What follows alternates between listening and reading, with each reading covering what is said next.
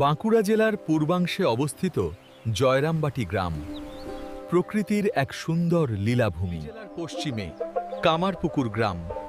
এই দুটি গ্রামের মধ্যে দিয়ে আঁকাবাঁকা আমোদর নদী বয়ে মাত্র ৩.৫ মাইল দূরে অবস্থিত, কিন্তু ভবিষ্যতে এই দুটি স্থান একটি যমজ তীর্থভূমিতে পরিণত হবে।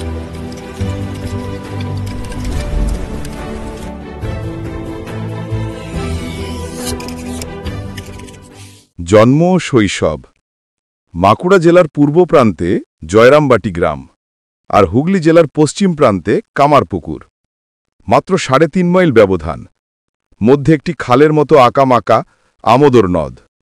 গত শতাব্দীর মধ্যভাগে প্রকৃতির লীলা নিকেতনেই দুইটি পূর্ণ ভূমি যে দিব্য জন্ম ও জীবনের আধার হইয়া এ যুগের যুগল তীর্থে পরিণত হইয়াছে, আমরা তাহারই আলোচনায় অগ্রসর হইতেছি।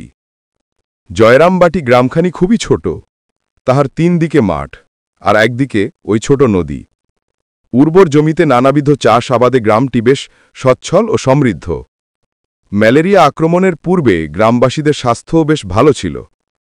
গ্রামে বেশিরভাগই পরিশ্রমী চাষী, কয়েক ঘর শিল্পী আর ২-৪ ঘর ব্রাহ্মণ।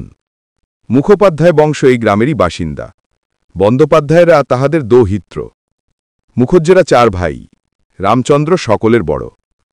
সধর্মনিষ্ঠ, ন্যায়পরায়ণ, তদুপরি ঈশ্বরভক্ত, অমায়িক ও দয়ার আধার এই দরিদ্র ব্রাহ্মণ সকলের শ্রদ্ধা ও ভালোবাসার পাত্র ছিলেন। তাহার সহধর্মিণী, শিহর বামের মেয়ে শ্যামাসুন্দরী, সর্বতোভাবে স্বামীর অনুগতা। স্বহস্তে রান্না করিয়া অভুক্ত অনাথ অতিথিকে পেট ভরিয়া খাওয়াইতে তাহার খুব আনন্দ। অল্প জমিজামার উৎপন্ন ফসলই তাহাদের জীবিকার প্রধান সংস্থান। ওই সঙ্গে যজন যাজন করিয়া ও পৈতা সুতা কাটিয়া কথা ভাবিতে দরিদ্র দম্পতির দিন একদা নিদ্রার আবেশে রামচন্দ্র দেখিলেন একটি সর্বসুলক্ষণা শালঙ্কারা বালিকা তাহার গলা জড়াইয়া কাছে বসিল। তিনি মনে করিলেন, তবে বুঝি এতদিনে মা লক্ষ্মী মুখ তুলিয়া চাহিলেন। ভাগ্যান্বেষণে তিনি শহরের অভিমুখে যাত্রা করেন। এদিকে শ্যামাসুন্দরী একদিন পিত্রালয়ে শিহরে দেবদর্শনে গিয়াছেন। ফিরিবার পথে দেবালয়ের কাছে এক বিল্ববৃক্ষতলে বসিয়া অনুভব করিলেন একটা বায়ু যেন তাহার উদরে প্রবেশ করিল। সঙ্গে সঙ্গে দেখেন লাল চেলি পড়া অতি সুন্দরী একটি ছোট মেয়ে গাছ হইতে তাহার দিকে ঝাঁপাইয়া পড়িল। কোমল বাহু দুটি দিয়া পিঠের দিক হইতে তাহার গলা জড়াইয়া ধরিয়া বলিল, আমি তোমার ঘরে এলাম মা।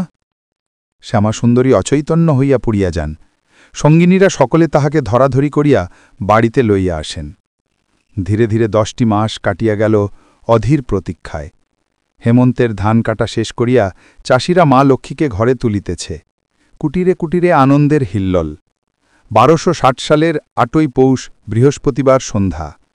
সাঝের আলো জ্বালা হইয়াছে। কৃষ্ণা সপ্তমীর চাঁদ এখনও উঠে নাই। পশ্চিম দিগন্তে সন্ধেতারাটি তখনও মিটমিট করিয়া জ্বলিতেছে, যেন কাহাকে বরণ করিবার অপেক্ষায়। শঙ্খধ্বনির সহিত উলুধ্বনি উঠিয়া শীতের কুহেলি মাখা নিস্তব্ধ পল্লীটি মুখরিত করিয়া তুলিয়াছে। এমনই শুভ মুহূর্তে পৃথিবীর বুকে তাহার শুভাগমন সংবাদ পাইয়া প্রতিবেশী মেয়েরা ছুটিয়া আসিল শ্যামাসুন্দরীর সদ্যজাতা কন্যা দেখিতে। পূর্ব স্বপ্ন কথা স্মরণ করিয়া রামচন্দ্র ভাবিতে লাগিলেন, লক্ষ্মীবারের পুণ্য সন্ধ্যায় এ কে এলো আমার কুটিরে? মেয়ের নাম রাখা হইল শারদামণি। শারদা দরিদ্র মা বাপের বড় মেয়ে। মায়ের আদরে বাড়িবার সঙ্গে সঙ্গে মায়ের কাজকর্মও দেখিয়া দেখিয়া শিখিতে লাগিল।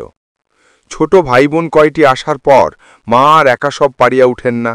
শারদাও সংসারের অনেকখানি দেখে। দিদি হইলে কি হয়, মায়েরই মতো সে ছোট ভাই বোনদের যত্ন লয়। তাহাদিগকে স্নান করায়, খাওয়ায়, ঘুম পাড়ায়। বয়সের তুলনায় শারদা একটু গম্ভীরই ছিল।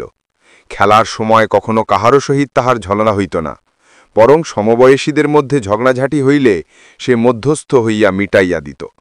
খেলার মধ্যেও সকলের খবরাখবর লওয়া, তাহাদিগকে যত্নাদি করা, এই কাজই তাহার ভালো লাগিত। মাতৃভাব যেন তাহার জন্মগত। কখনো পুতুল খেলা, কখনো বা দেবদেবীর মূর্তি গড়িয়া ফুল দিয়া সাজানো, ইহাও ছিল তাহার খেলার অঙ্গ। একবার জগদ্ধাত্রী প্রতিমার সম্মুখে শারদা এমন তন্ময়ভাবে ধ্যানস্থ হইয়া যায় যে তাহার মুখমণ্ডলে দেবীর মতো সৌন্দর্য ও গাম্ভীর্য ফুটিয়া উঠিয়াছিল।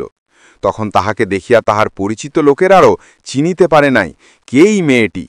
শারদার কিন্তু লেখাপড়া বিশেষ কিছুই হয় নাই। একে পল্লী গ্রাম।